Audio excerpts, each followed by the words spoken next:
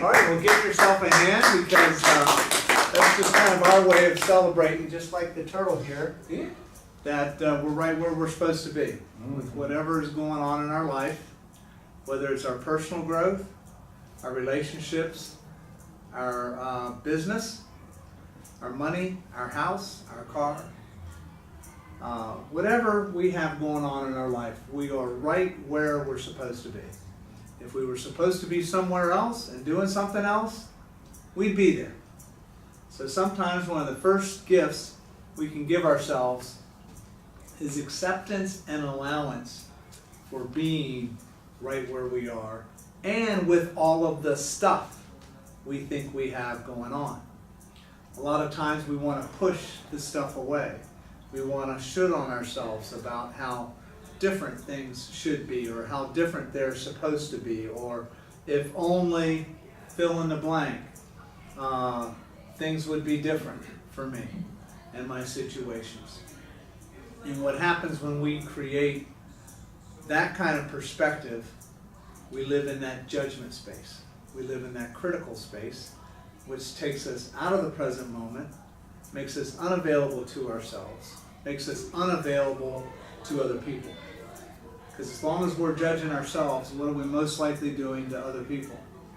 We're judging them, okay? We're judging them. We're, oh, you're supposed to be this, you should be, you shouldn't be. And that creates a long list of limitations. And it's important to pay attention to limitations. What limitations are we putting on ourselves with our thoughts, our words, our feelings, our behaviors?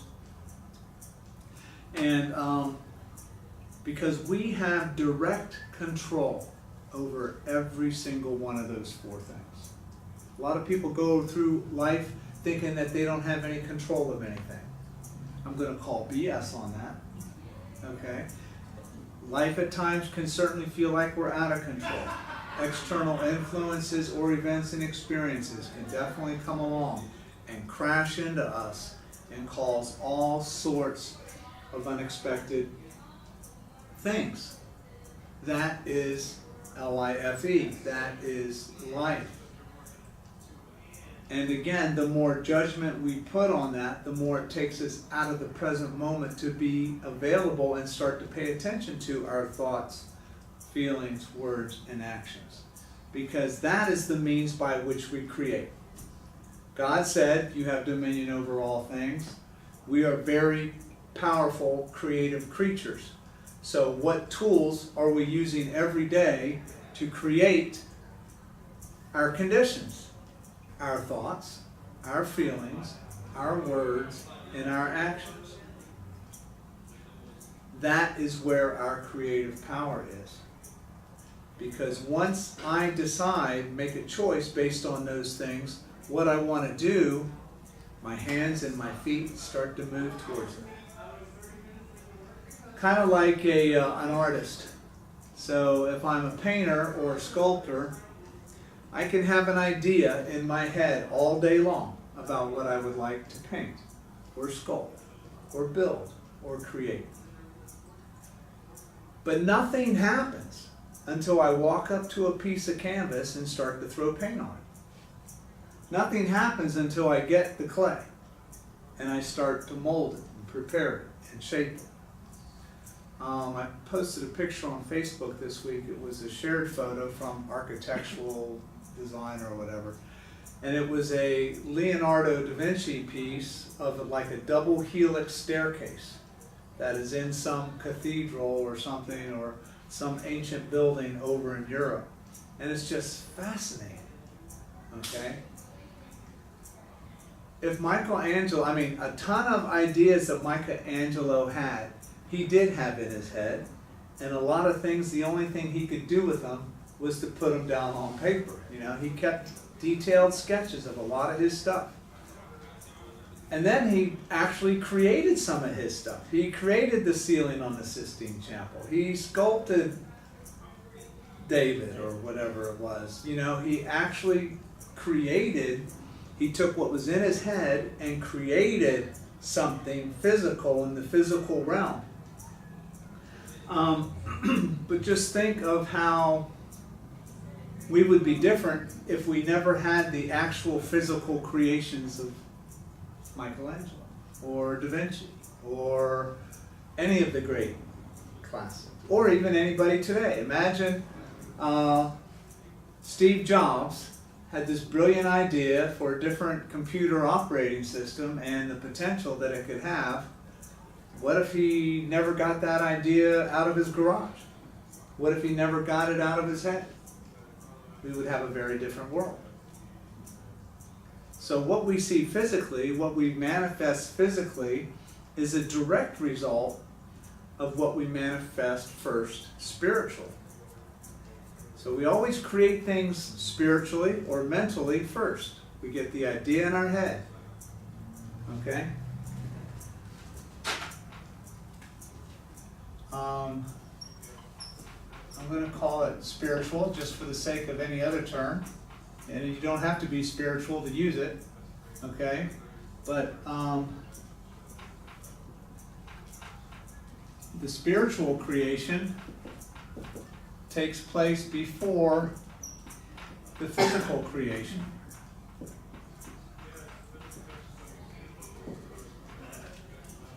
And the spiritual creation is born from a thought plus a desire. Desire is a very powerful energy that drives us to do something. If I get hunger is the desire for food, okay? And the desire for food or ice cream, okay, is a very powerful motivator for me to either create my own ice cream physically with my hands or to go out and buy some, okay? But the thought of ice cream and then the desire to acquire it or achieve it or to go get it or to experience it comes in here, comes from in here. And that is what this is. And then once it gets in here, we start to create physically. So take whatever aspect of your life you want to. Let's say you look at a relationship. Your relationship that you were telling us about. It started here and it started here and it might have started, it probably started in some degree way back in kindergarten. Okay? And the creative process unfolds in divine time and order.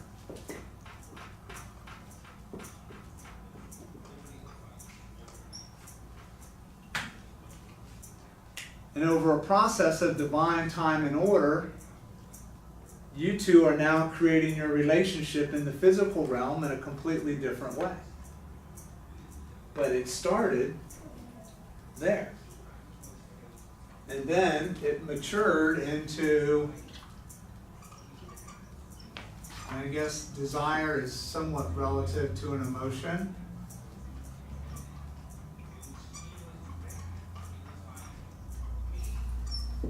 Until one of you picked up the phone and said, let's go out. Okay? Until Michelangelo looked at that big ceiling and goes, yeah, okay, I'll paint it. All right? And then he, got the scaffolding and went to work.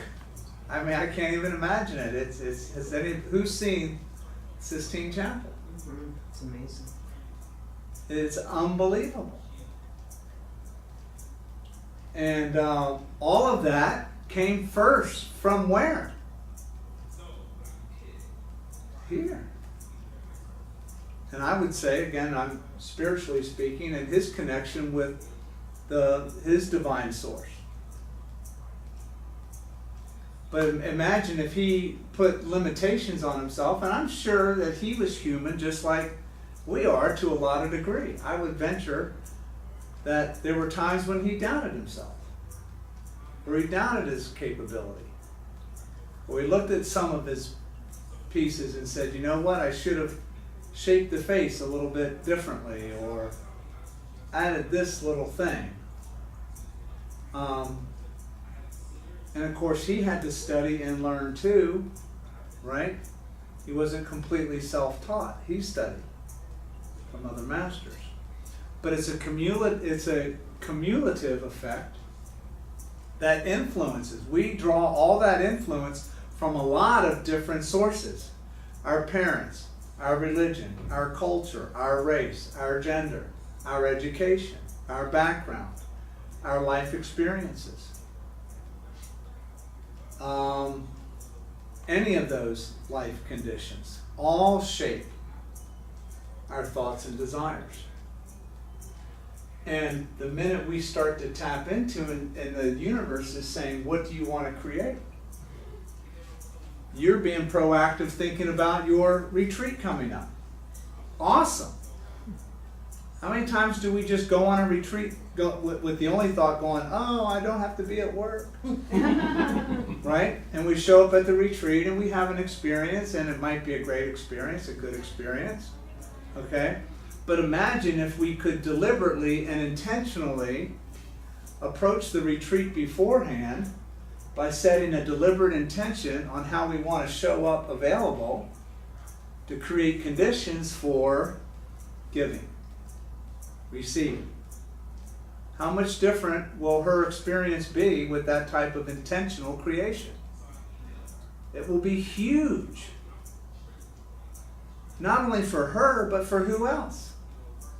Everybody else that she comes in contact with will benefit from her deliberate approach to creation.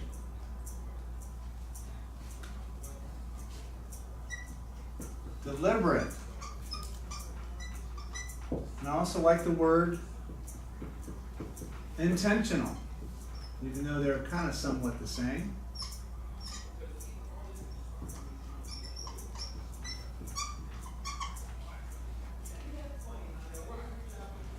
I was talking with a friend of mine recently who's thinking about getting a divorce. Okay? Big decision. Lots of factors. Lots of things in play. Kids, spouse, living. Dogs. Whatever, you know. Who gets the dogs? All of the stuff that comes with that. And, of course, what if they can create an experience that is deliberate and intentional on how they want to show up available to create conditions for certain things to unfold in their divorce? Because what generally happens when people get divorced? Anger, sadness. They do it on a whim, out of an emotional space. They get to a regrettable point. I mean, even though they might both have intentions of doing it at that point when they go through it, there's some time that they're like, why did I do that? Or why, you know, it's You gotta break ties and go. Yeah, right. And so you get a result with that. You are creating a condition, and you're going to get a result from that condition. So my really only question to this friend of mine was, what type of conditions do you want to create for this? Do you want to initiate and come from everything from a state of stress, anxiety, lack of clarity, emotions, low information about what all is going to be involved, timing as to when, and all those things? If so, you're going to get a very specific result. And you have no idea for the roller coaster you're going to be on, nor the roller coaster that everybody else will be on. Because when you get a divorce, everybody gets on their own roller coaster, and you can't control the roller coaster of a child.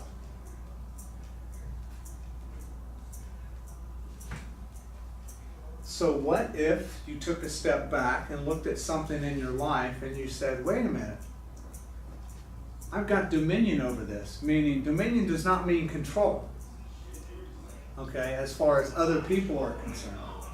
It does mean control here. I was listening to an Audible book recently by my good friend, not my real life friend, but Grant Cardone, about, who's a sales guru, about, he was talking about sales, and he was talking about, I'm a control freak. I love to be in control. Okay, a lot of people, I'm obsessed with control. Now, I know exactly what he was talking about, and he goes on to explain it. He wasn't talking about control over other people. He's talking about control with himself. How does he manage himself? What are his habits, his disciplines, his words, his actions, his boundaries? What does he want to achieve every day? And so he approaches it by being obsessed with control about what he's creating. Does that make sense? So it goes to what you're doing. Now you might not have the obsessive feeling, but you could display a healthy obsession with going, I want to create not just an average retreat experience. I want to create a fantastic, successful, warm, positive, abundant retreat experience. And so how do I need to show up to do that? Peaceful, grounded, centered, open, safe, secure. Not that you hope everybody else out that you meet makes you feel secure. It's like, no, I'm bringing my own security into the retreat, and nobody there can disrupt it. You know, I'm bringing this level of security, and we've talked about that before, into my work environment, and nobody has the power to disrupt it unless I give them permission to. Yep, you can darn well bet I can give away my permission just like that to anybody, to a co-worker, to the president, to Congress, to the economy, to the traffic, to the cows that got tipped over in a big traffic jam today. Did you have to navigate the cows? Did you see that? One of them went overboard. It went over the rail. Yeah. And it 10 was of in them died. the creek. That's what I heard. Like 10 died. It was like 80 cows on this truck. Yeah. But that's the second time that happened this year. Right. Because it happened on 75, like maybe 4 months ago. Right. And 6 died. Yeah, Right. Yeah. And Sad. 11 survived. 11 survived. But it wasn't 80. It wasn't like this. that's a lot more. This was a 18-wheeler full of them. or Yeah. something. They need to put them on trains. What do we have on trains that are going through Marietta? Well, one of them went over the side and ended up in a creek, and they were still looking for him Yeah. before dark. Yeah. So I don't know if they got him. I saw a video of chasing them around a gas station or Yeah, whatever. knocked No the way. policeman over and I didn't hear stuff. any It was of this. crazy. Yeah. Yeah. This morning around 3 Now, this o'clock morning- started. I was driving from here down to Dunwoody. So I'm like, oh man, okay. How do I want to create my commute this morning? Okay. I would create it one way depending on which direction I Yeah, went. you would have right? taken 285. Right. But I going didn't. up. I'm like, let me set this thing, and is there an alternate way? So I did the GPS thing, and there was an alternate way. I also created my my experience deliberately by releasing any kind of stress or anxiety over it. Why? Because this phrase right here saved me, divine time and order. And I was like, oh, I'm grateful that I took control and decided to leave the house at 7 o'clock in the morning, because it's usually just a 30-minute skedaddle down there, but I always like to leave a lot of time. I'd rather get somewhere and wait an hour for something to start than show up 5 minutes late. That's just how I roll.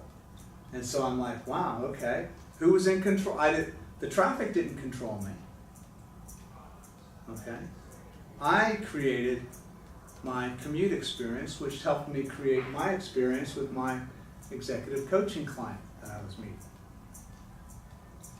And so this creative power is a very real thing, and we have it over any aspect of our lives. There's no situation over our lives that deals with us that we don't have any power to control our own response or the results that we get in the experience. no matter what that is. So that's why I say embrace your power, own your power. I like to use the phrase own it, okay? Because it reminds me to own responsibility for what it is I'm creating. And the best way to do that is before I step into something, take some time to give some deliberate and intentional thought about what I want to create and how I can show up available for it. Is everybody with me? Okay? This is always playing out.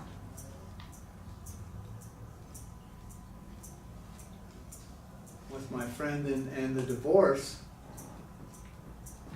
they were trying to figure out the timing. And I was like, well, instead of thinking about when, can you trust that you'll know when it's the right time to take a firm step in that direction? And after talking to them for a while, they started to understand the importance of this. Because in the absence of that, what do we get? Stress, anxiety, fear. Because things have to happen in a certain, or I'm feeling an energy that I have to resolve right now. I have to resolve and make a decision right now. And I'm like, are you sure? Can't you take a step back? How would it be beneficial to wait? Okay?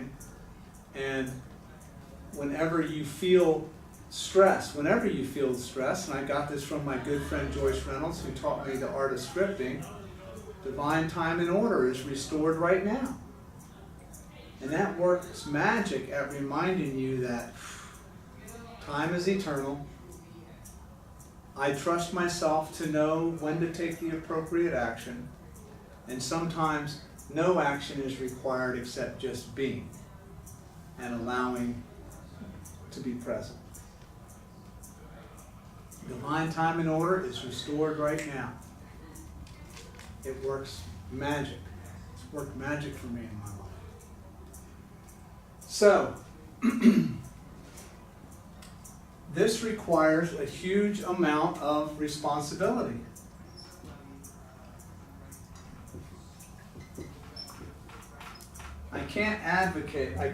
Not advocate. What's the word? Give up. Release. No, it's an ad kind of word. Like I give up the throne. What would it be the word? Advocate. Abdicate. Advocate. Thank you. I can't abdicate my responsibility to somebody else or something else. Okay? I have to take 100% responsibility with this. And therein is my power. The instant I make somebody else or something else, either in the past, present, or future, responsible for what I create, I've now abdicated my power, given it away, and now I'm at the mercy of their disbursement. And Wouldn't responsibility and accountability go hand in hand? absolutely, so we'll put that up too. Tell me what the difference is for you, Charlotte.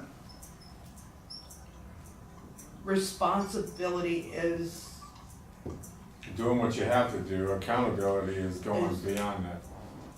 One way to look at it, yeah, okay? being accountable for your actions. Doing a lot more than responsibility. Okay, Accountability is whether you're going up to it or not. Yeah. excellent. So I like all this good discussion and great words, because I too agree that they go together, okay? I'm responsible for taking the action, okay? But I'm also accountable for the results of the action. Right. Talking the talk and walking the walk. Thank you. Excellent. Talk And walk. and walk. Thank you, John. All great Johns think alike. There we go. I concur. I will not abdicate my likeness for that. Talk the talk, walk the walk. Okay? This is lacking a lot in today's world with a lot of people and a lot of different situations. Bare Nobody- minimum, yeah, they wanna do the minimum. Nobody wants to be responsible and nobody wants to be accountable. I want to make you responsible for my pain. I want to make you responsible for my paycheck. I want to make you responsible for my health. I want to make the government responsible. I want to make the community responsible. I want to make my parents responsible. I want to make my friends responsible, or my spouse or partner responsible. And I get it. Look, we're all in this together, and certainly our actions and words and lives are intertwined in a lot of complexities. But the power is in reminding yourself to just say no to any tendency to put your responsibility or accountability anywhere else except for yourself. Now, it's always appropriate to hold others accountable and responsible for what they do or don't do. Okay? We can't control that. Remember, it's not about controlling them. But if I can control my own responsibility and control my own accountability and do that deliberately and intentionally, I can exercise a lot of power. I can make a lot more empowered decisions about what I want, whether it's at work, with a friend, with a family member, about my health, about where I live, about where I work. Okay? Because let's face it, last I checked, nobody's forced to live in Marietta. So if somebody hates Atlanta and they hate Marietta, when was the last time, and that upsets them, the commute upsets them, who's holding a gun to their head to make them make the drive? They are. Yeah. You know, they're holding their own gun to their head. Yeah. Because you know what? They could, in a heartbeat, make a different decision about what kind of life they wanted to live and what the conditions of that life look like. Okay? But see, once I take responsibility and I assume accountability for my commute experience, what am I doing? Oh, what's the best route today? Oh, no problem. Oh, divine time and order. I'll get there whenever I get there. Oh, by the way, I'm going to put in some Grant Cardone or some Wayne Dyer or some Deepak Chopra or some Oprah Winfrey or my favorite music or whatever it is. And I'm at peace. It's not about the traffic. I trust that the traffic moves just how it moves. I'm not attached. Okay, and that's where we take our handy dandy scissors out and we cut those attachments to things that we give away our power to. So, based on this, y'all tell me some examples of how this sense of responsibility and accountability or deliberate intentionality plays out for y'all.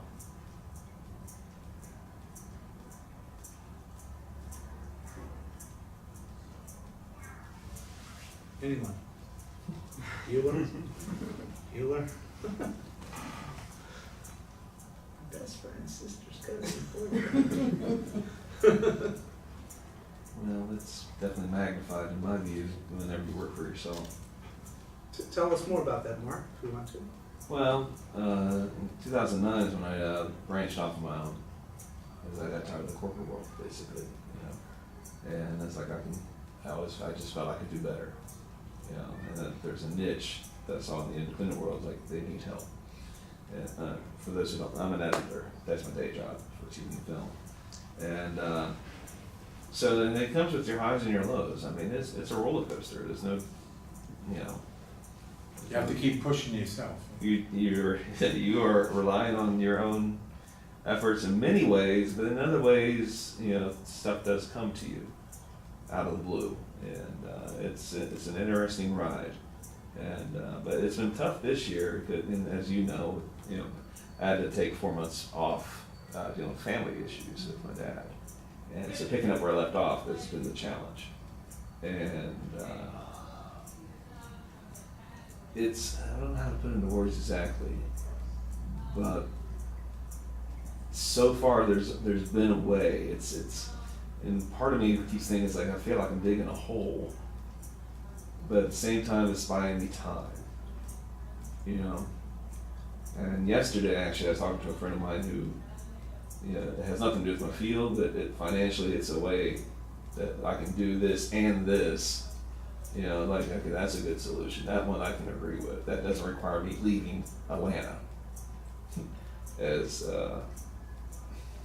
if my mom had it her choice, I'd be a mama's boy. I'm just not. Just not. I just Stay strong. That's not Stay an strong. option. You know, it's like yeah, I love you all, but there's nothing in for me in Tennessee. I'm not from there. I have no ties to Tennessee at all.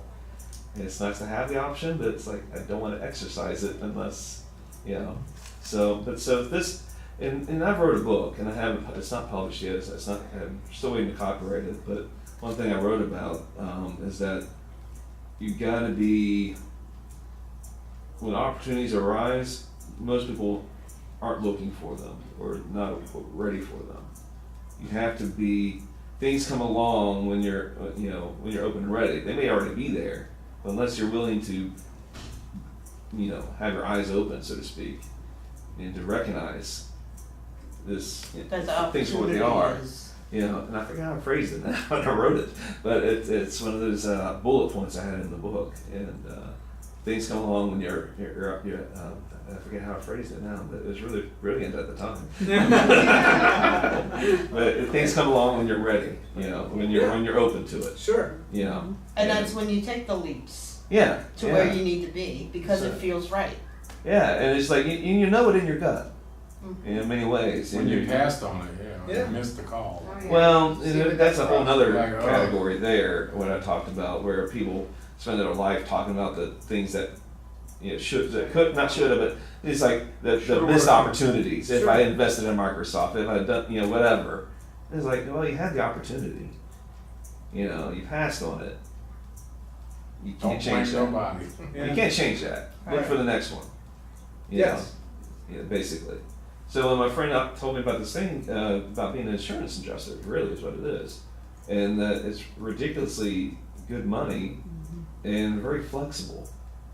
I'm like, that works. I have no desire to be an insurance adjuster, but it fits for what I need to do and for what I want to do with the voiceover, the acting, and everything. It would free me up. Right. And the guy who's her friend, who's making money left and right, said he turns stuff down. He's independent. That got my attention. Sure. Not working for a company, but you have your own, and you're on a list, and they call you. They just call you.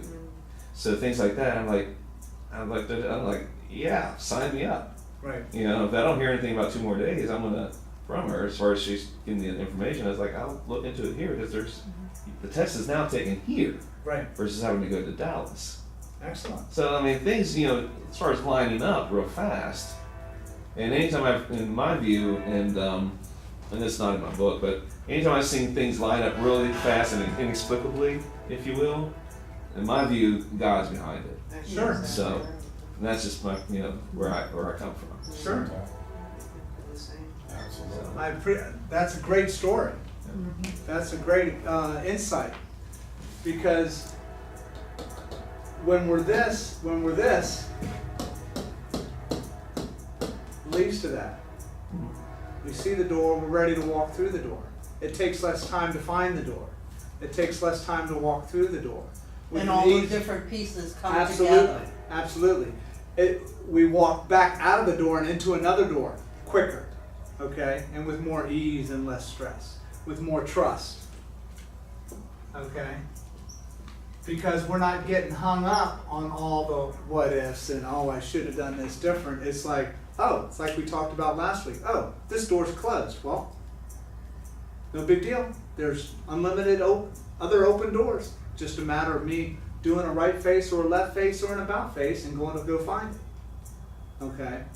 But if we've done that, if we've abdicated and given away these things, see, we give the closed door the power.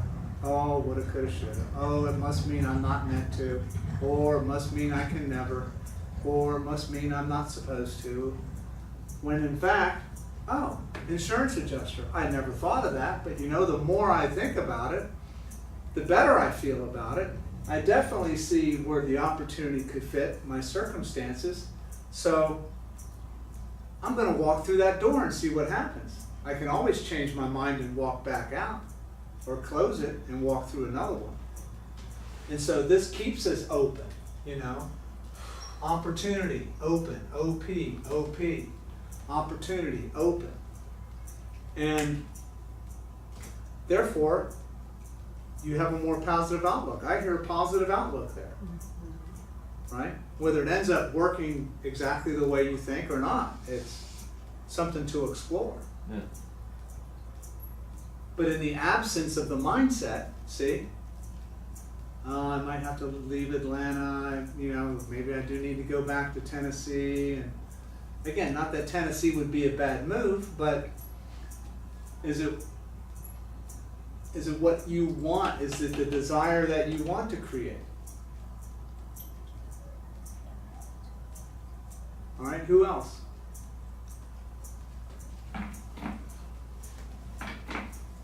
Anyone?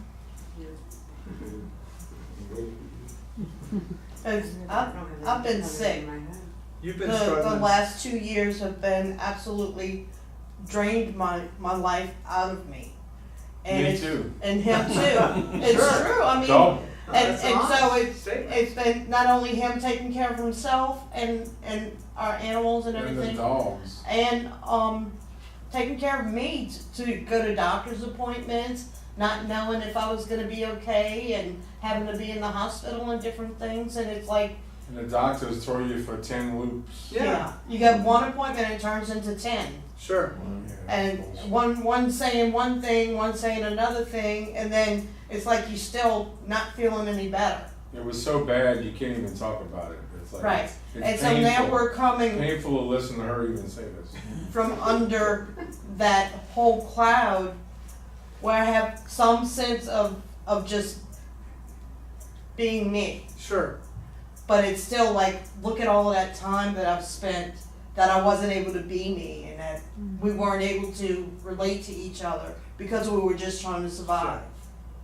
And at this point, it just feels a lot better that we took steps necessary to get to where we're at this point. Then we got relatives and her son and all these people that say they think she's faking the whole thing. Oh, wow. Yeah, because it's Yeah. going on too long. Right. Yeah. Yeah. But it's like, She you're didn't supposed give to up be the oxygen better. yet. Right. You know, you're Yeah, supposed what's to. going on? Why are you This not is- doing this? Why are you Yeah. not doing that? But They're being it's doctors. like I couldn't Right. even walk to the mailbox. Right. You know, I had my little walker in my house just to get around. Her best And- friend was like that. Yeah, well, let me go to the doctor with you because I don't understand this. Yeah, so it's been a long time. Sure. And so now we're just getting to the point where we're able to, To where you just almost hate doctors. Sure. It's just sickening. It's Right. sickening. yeah. Well, therein, I mean, this is a good example of where you went through a really tough, you know, medical 2 years experience, ago, you know, which was long, emotionally draining, physically draining, financially, you know, whatever. And all the time you were doing this, you were Trying to hang Creating. in there. Yeah. Yeah. and doing your best to create it. And that's the thing. Regardless of whatever's happened in the past, whether it's been a medical It experience was as or bad as having cancer. Yeah. Something like that. Yeah.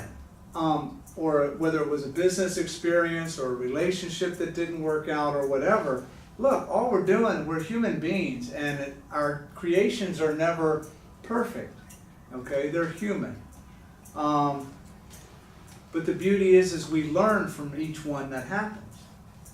And so it's important to keep that in mind, that the first business we ever started didn't have to go perfectly. It's okay if in fact that it went bankrupt, because there's so much value in learning from a business going bankrupt that you can really be even more successful the second time around, right? What major corporation hasn't either gone bankrupt or got so close to going bankrupt or out of business? Everything's Almost all those blue stocks at some point hovered on the point of chapter 11 or whatever. We don't know what's ahead And you never because know of what's ahead. the gas prices. the Yeah. gas prices and the things being imported Sure. have new charges Oh, the on them, tariffs. taxes. All the tariffs. Yeah. It's gonna Yeah. go Yeah. up. They said brace yourselves because after Christmas it's going to kick in. Well, and They're all it stocked up right it might now. kick in, but if we maintain our responsibility, Right, I take can't control responsibility. I cannot control the economy of the country. The price Right? of milk, Now, whose economy can I control? your own. My own. And you can vote with your own And I can wallet. control who I vote for, and I can control my own economy. I can control where I work, how much money I make, how I spend my money, how I value my money, what I do with my time. That's all mine.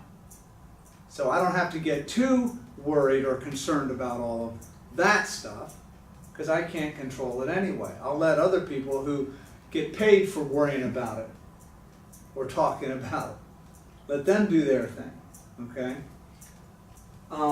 But as long as I keep seeing the opportunity, even within the challenge, that helps me stay focused. When I see divine purpose and I see divine order, then I can see different results. Different possibilities become possible. A new level of healing, even physical healing, becomes possible when I look at it a certain way. A new experience, a new business looks a lot different and feels a lot different when I connect the dots between all of this. It vibrates at a different energy. If I'm a victim and I'm just stumbling along and it's a matter of luck versus unluck, man, that's a hard road to travel. But a lot of people choose to travel that road. And you know what? They're allowed to. They're right where they're supposed to be. We don't have to manage them or control their expectations or their life experience. And just a reminder, it doesn't help somebody. Empathy is always important. Always, always, always. Empathy, love, and compassion. But empathy, love, and compassion never require you to drop down to somebody else's level. Because you can't help them go up if you're down. Okay? It doesn't do you any favors, and it doesn't do them any favors for you to join them at the low vibration level. And that's not a judgment thing. It's not like we're better because we happen to be, having a different experience. In fact, the opposite is true. We're just as human. Okay? But when we look at somebody and they're vibrating at the low energy, see, it's very popular these days that if somebody is vibrating at a low energy, then I'm going to go right to that low energy and I'm going to vibrate right with them. And by doing so, I'm helping them. No, you're not. Feel worse. It creates worse conditions. You feel worse, they feel worse, okay? And the old story keeps running in the loop. And so you can look at when you're feeling low, do you want to associate with other low people? Really? No, there's a deeper desire to want to be uplifted and to move up and to look up at somebody or something that is vibrating at a higher level to instill hope, faith, Not optimism. gloom and doom. Right? Yeah, and not the gloom and doom. So whenever you feel tempted to join somebody in their gloom and doom, it's okay to say, no thank you, but how can I help you? Let me tell you what I've learned. I trust you in your decisions. Okay? That little trick works magic. A lot of people have asked me, John, how do you help somebody? You've tried everything you can to try and tell somebody or convince somebody or help somebody figure something out. And they're just not getting it. They're either just not getting it, or for whatever reason they're not ready to do it, or for whatever reason they don't have the desire to do it, or the will to do it, or they won't do it, or they can't do it. Here's the key. Express how much you trust them. You know what? I know this is rough for you, and I'm here for you to support you, but I trust you and your ability to figure this out, to find the right resources, to find the solutions. Now, what does that do? It promotes a feeling of trust. Even if they don't trust themselves, which they don't, but if they hear you say, I trust you, they'll go. And maybe it might not land the first time or the second time, or maybe the fifth time. But pretty soon, they'll go, maybe I can trust myself. Oh, well, if I did trust myself, what choice, how would I look at it differently? Or what choice would I make differently? Oh. See what I'm saying? You're not replaying their story. You're not living in their story. You're not blowing up balloons and throwing them a pity party every time they want to have them. You're not blowing them off, okay? You're saying, hey, I trust you and I love you. You're capable of figuring this out. There are unlimited resources around you. I'm one of them, but I trust you to know what's best to do to take care of yourself. I'm not shooting on them. I'm not telling them what they're supposed to do, what they should do, what they shouldn't do. I'm creating conditions for trust to grow and thrive. So if you have a situation like that going on in your life with somebody who is feeling really down and they're looking to you for a solution, or they keep telling their old story to you, because that's just where they are in their experience, communicate trust. Communicate that you trust them. Share with them a story about how you were low on trust and how when you started to trust yourself, different things started to happen. That might be helpful. Because trust is what drives the train. Mark? Yeah, I was talking about branching off of my own thing. I guess it kind of started with the phrase, I'm smarter than this. Okay. Yes. Give yourself some credit, dude. And that's kind of where it's like, there's got to be another solution. Yeah. I had a conversation with one of my executive clients lately. He works for a pretty large corporation downtown, and he's a leader in that organization and has a team under him. But we were talking about his experience, and an experience that he had at a former job that he had that was really significant learning for him. And I said, what were your 3 takeaways? And he said,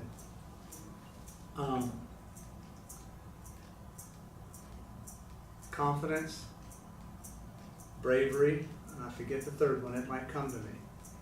But confidence and brave were the first 2 takeaways as he looked back at his experience. Okay? And then we landed on trust as the third one. And until he got to a point, he eventually got to a point where he stopped feeling sorry for himself because he believed that he could figure it out. He had a recognition of self-confidence going, wait a minute, I'm going to be okay. I can take the next step and I can figure it out. Confidence comes from trust, that's self-trust. Because when we're in doubt, we first doubt ourselves. Any doubts that we ever have, we doubt ourselves. Whether it's in a relationship, in a job, in a family environment, something we're trying to do, a business we want to start, whatever it might be, we doubt ourselves. But the instant we give ourselves some credit, it's like, okay, yeah, this is rough, but I'm going to figure it out, and I can figure it out, and I'm smarter than I'm giving myself credit for. Boom. Pistons start to fire. And as soon as my client started to do that, he started heading in a new direction that landed him where he's working today, very successful. And so I told him that one of his roles as a leader was to share that story with other people and teach other people those 3 elements: trust, confidence, bravery. And by doing that, not only would he continue to reinforce those lessons for himself, but he would turn those light bulbs on in others. So that's the power of leadership and the power of influence. Scripting is really good because when we're writing as if we already have what we want, we're writing from the standpoint that we're assuming 100% responsibility and accountability for what we create. So much that I know if I start to write stuff down in this book, okay, in my journal, it's going to come to pass.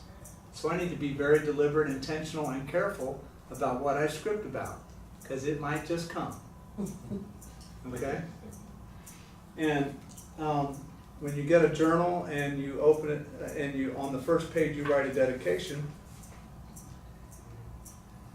you might say something like this: the desires, wants, and needs expressed on these pages shall come to pass with ease and grace in perfect divine time and order. God is my source. So it is, I let it be, and I signed my name. This was January 20th, 2010. Now, did absolutely every single item I write in here show up exactly the way that I wrote it? No. But did I still participate in the creative process by deliberately and intentionally writing down how I wanted things to look, feel, and sound like? Absolutely. Did I get results? Abso-freaking-lutely. I had family relationships change. I had financial situations change. I had health situations change. I can't even,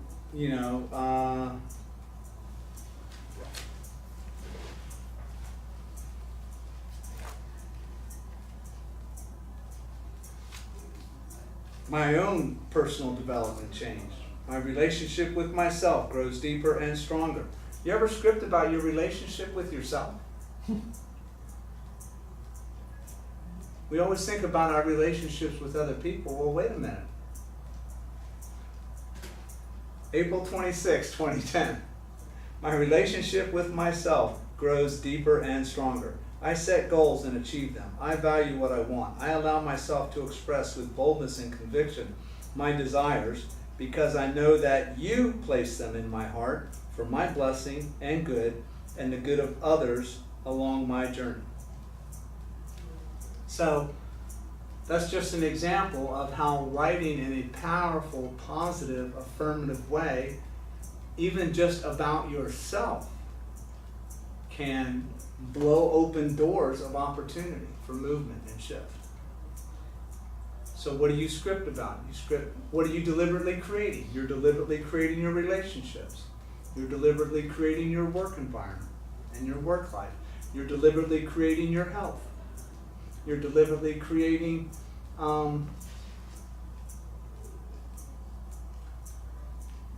relationships, Spiritual. career, spiritually, your personal development. And then, is it money? I think it's just money. It's about abundance in general. Okay? We're specifically and deliberately creating those things. So when you script about those things, if you take that desire that you have and that spiritual creation that is floating around in your head, and you start to describe in your scripting journal what those things look like, feel like, and sound like, what your thoughts, emotions, words, and actions look like, feel like, and sound like, that is how you align with the energy to attract those things and manifest those things into your physical experience. Scripting is creative. Why? Because I'm taking my thoughts and desires, I'm creating them first spiritually in my head, and then I am writing them down on my canvas in this book, and I'm making a physical creation of them minimally, at least on a page.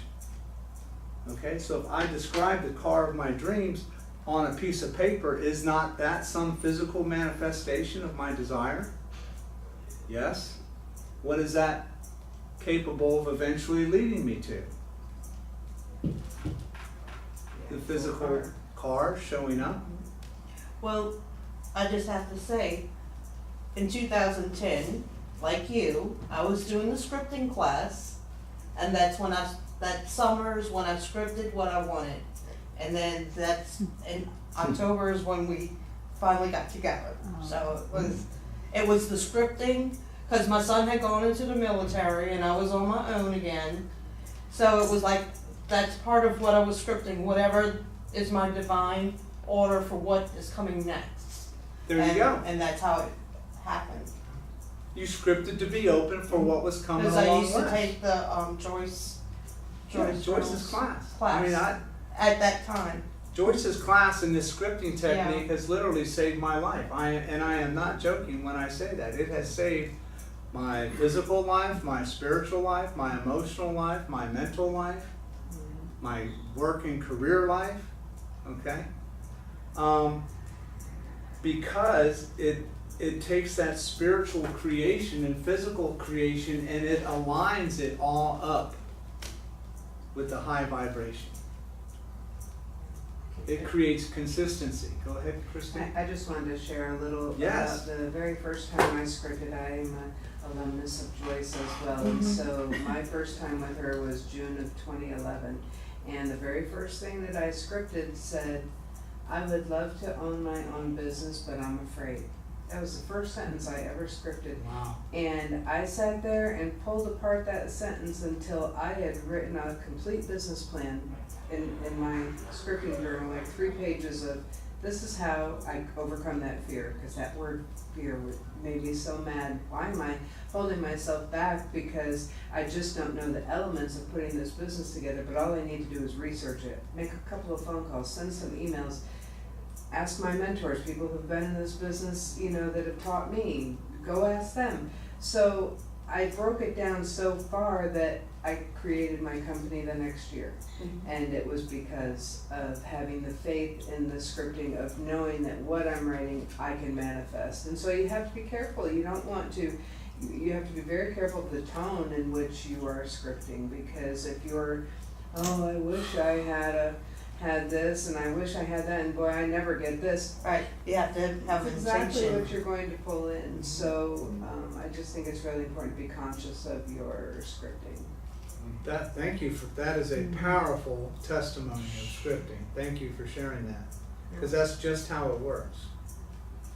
Is it the Because same as journaling, or? it's I call it affirmative journaling. It's not Okay. journaling in that, like today I went and had tacos and had a couple of Right. beers. Okay. But it's an affirmative, as if it's happening in the present moment, or as if it's already happened. Gotcha. So you can say, "Thank you, God, for my presentation that has already happened. The audience was blown away.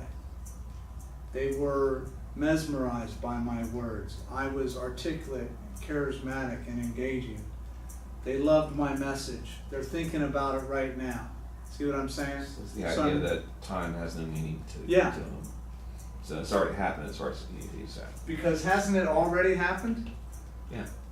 Your business already happened the minute you were spiritually creating it. Okay? And like Mark said, it just flows. When those doors all open and you're not hitting any blockades, why would you stop? Why would you stop and think, maybe I shouldn't do this? Yeah. If it's all green lights, Right. it's meant. Go with the flow. Well, what I wrote is, so basically you take a step. Even a half a step is a step. Absolutely. So like reading my book, as I put it in the book, like reading this book is a step. Right. So it's, as long as you're Just moving start forward. somewhere. Right. And every step, what I wrote was that it basically you take a step, and you can evaluate every single time, because you have 360 degrees of evaluation. If you're off course, then you can correct, stop, caution, go. You need to get that book out there, man. I A lot of know. people need it. I juggle a lot of things, and it's like when there's time, So right now it's like $55 to copyright right now. Right, every $55 I gotta hang on to. So, but it's getting close. It's getting close because it's a week this Yeah. month.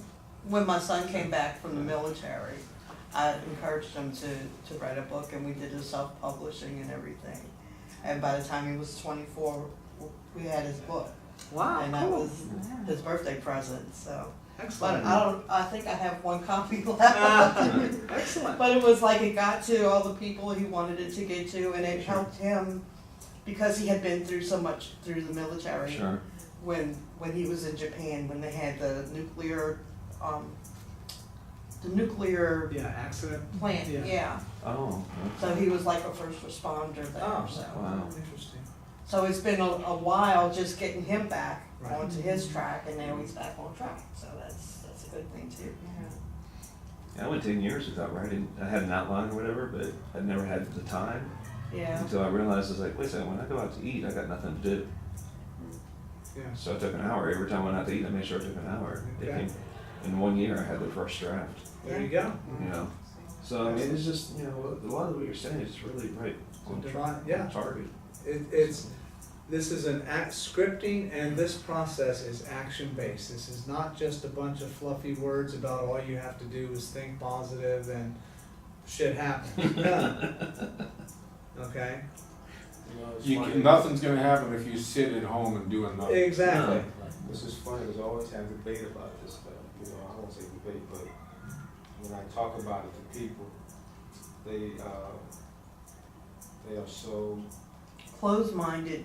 I won't say close-minded, No. it sounds too simple. On a different Yeah. wavelength. Because they always think I'm quiet and peaceful. They always Mhm. want to know how I maintain. But I tell them I have ups and downs, but I always try to maintain where I want to be at. And so we always discuss this. And I think it was Saturday, I had this young man who was talking to me about entrepreneurship. And he gave this big old speech about if you work for someone, you're not really doing what you want to do in life. So we got into this debate, you know. I said, you know, the minute, we was at a cruise, I said, you know, the minute you said that, you could judge me. I said, the minute you said, because who knows? I mean, how do you know they're not happy where they are? I said, I can tell you now, I love working for the school system. When I wake up in the morning, I love it. But that job has provided me, in my thought process, everything I want to do. And you know, he was talking about he's one entrepreneur, and he's talking, and this, but I say to him jokingly, I said, here's the thought, if you could get up and go right now somewhere, can you do it? And he was like, no. And I said, but I can. He said, well, how can you? Because I said, I have no limitations in myself. If I want to do it. Right. Because if you want to do it, you do it. Right. And he was like, I never looked at it like that before. I said, you know, he was a young guy. I said, young guys get so caught up in that entrepreneurship and you're a slave of the system. And if you work for someone, but I said, it's not like this. It's your thought process. If you don't like it, if the first step is you say to yourself, I don't like to work the 9 to 5, then you know that. That's good. You already 7 know. to 3. Right. Yeah, you know, but at least you know the first step. I don't like working 9 to 5. So you find something else that's better for you to do. Excellent. And he was like, you know, Mr. Lee, I never thought of it like that before. You know, because I said, you start putting not judgment on others, but judgment on yourself. If you work for someone, Right. I'm limiting myself. Well, you could be your best self in what you're doing. The thing is, no matter what you're doing, you want to be your best self. Excellent. Excellent. That's a great story, because it defines that it all comes down to what do you want. That's another thing that's scripting, a benefit of scripting, is you start to get real clear about what you want.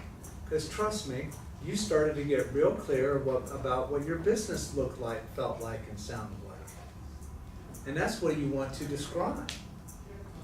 And after you've done that for a few times, you start to get really clear on what you want. And you start to vibrate in alignment with that. Oh, this is easily possible.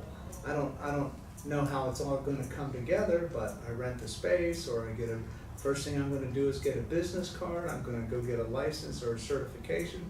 And action steps start to become manifest And because you know what you want, you start to paint it. And you can always change your mind, but there's no doubt in my mind that when Michelangelo looked at the Sistine Chapel, he had some ideas about what he wanted to do before he got up there. Did some of those ideas change and morph a little bit? I don't know, I guess I need to read the history. But I'm sure that it did, but that was okay too. But scripting helps you align that purpose. It helps you get really clear. What does my new job as an adjuster look like, feel like, and sound like to me? If I could have a job as an adjuster, how much money would I like to make? Who would I like to work for? What kind of claims would I love to do? Where do I want them to be? You know, how much time do I want off? What benefits do I want? What kind of experience with the customers do I want? What kind of experience with the insurance carriers do I want to have? See what I'm saying? And the more clarity I get around those type of things, the more I start to become open for showing up available for those things. Then I know, because I know that I want A, when B comes along, I go, no thank you. I'm holding out for A. Unless something compelling comes along and tells me that to choose B. But in the absence of something compelling, I'm holding out for what I want, and I'm going to work focused and aligned with what I want. And therein is the power of scripting. Alignment, creative power, consistent. It's authentic with you. It is you. It's the real you. It's not the fake you. You're not making stuff up that doesn't fit for you when you're scripting. Okay? You're defining things that work for you spiritually, mentally, physically, emotionally, financially, career-wise. And by getting clear, you become an even more powerful magnet for attracting that into your experience. So, this creative process is very real. Anybody have any final questions on this creative process? Then what are you waiting for? What are you waiting for in a certain area of your life to get busy and start creating? What can you give power to? What can you give permission to for yourself to create? Because most of the time, the only person's permission that we don't have is our own. We're waiting to get everybody else's buy-in, or not.